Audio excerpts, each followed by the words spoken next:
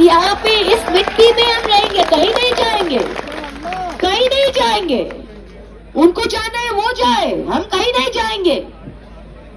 और वो चाहते ही है कि मुस्लिम्स को इतना डिसएनफ्रेंचाइज करे, इतना एक घर करे, इतना गेटवाइज करे कि एक इलाके में सब मुस्लिम्स है, कहीं मुस्लिम्स को घर के टेनेंसी ना मिले, एक इलाके में एक बिल्डिंग में मुस्लिम को घर के इलाके ये नहीं मिले, मुस्लिम को जॉब नहीं मिले।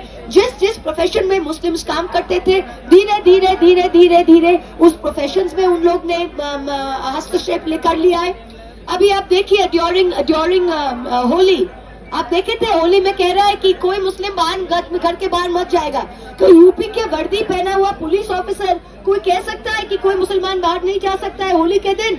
हम आप कोई पूजा के दिन, आप कोई ईद के दिन किसी हिंदू को बोल सकता है कि आप बाहर मत जाइए? हो सकता है क्या? तो ये जो रेटरिक है, ये डिवाइड एंड रूल, ये बीजेपी समझ गया है कि जितना डिवाइड एंड रूल करो वो 60% हिंदूज जो है उसको एकदम एक साइड करके उनका 50% वोट से हमको जीतना है। यही उनका, there is no more fig leaf anymore. मेरा हिंदी इतना अच्छा नहीं है, पर I hope you understand what I am saying. पर अभी कोई आंखों की जो शर्म है वो भी नहीं है।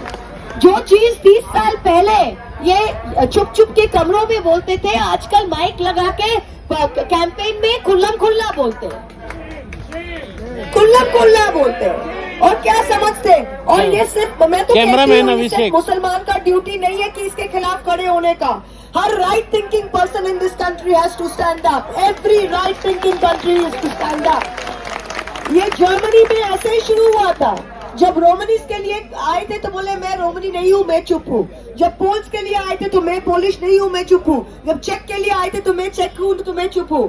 कल आपके लिए आएंगे, कल मेरे लिए आएंगे, फिर क्या होगा? ये तो लोगों को समझना चाहिए ना। This Waqf bill is an extremely dangerous bill. ये bill in its present form ये बुलडोज करके ला तो सकते हैं, पर लाने के बाद जब ये पार्लियामेंट में आएगा, हम सब सारे पार्टीज इसका बहुत सख्त विरोध करेंगे। And we will never allow the implementation of this. We will never allow the disenfranchisement of this. मैं रामपुर कैसे जीत गए भाई? कैसे जीत गए रामपुर? मुसलमानों के घर से बाहर नहीं आने दिया वोट में। सांबल में क्या करते? ये करो वो करो, वोट नहीं करने देते। हमारे जैसे अभी डबल एपिक कार्ड मिल रहा है। कहाँ पे मिल रहा है डबल एपिक कार्ड? मुर्शिदाबाद में, दिनाजपुर में। नाम किसका मिल रहा है? मोहम्मद खान। नाम किसका मिल रहा है? मुर्तजा आलम। तो मतलब क्या इनको ही डिसएनफ्रेंचाइज करना है? ये सारे बूथ्स को वो नोट करके डिसएनफ्रेंचाइज कर रहा है। This is a very very big Machiavellian program. और ये हर लेवल पे, ये सिर्फ एक ममता दीदी या एक अखिलेश के का संभव नहीं होगा। या हम सब जब जमीन पे जाके we fight it at every level, that is when we will understand this. Peaceful means, secular means, we are proud to be host to the India is proud to be host to the second largest Muslim population in the world after Indonesia.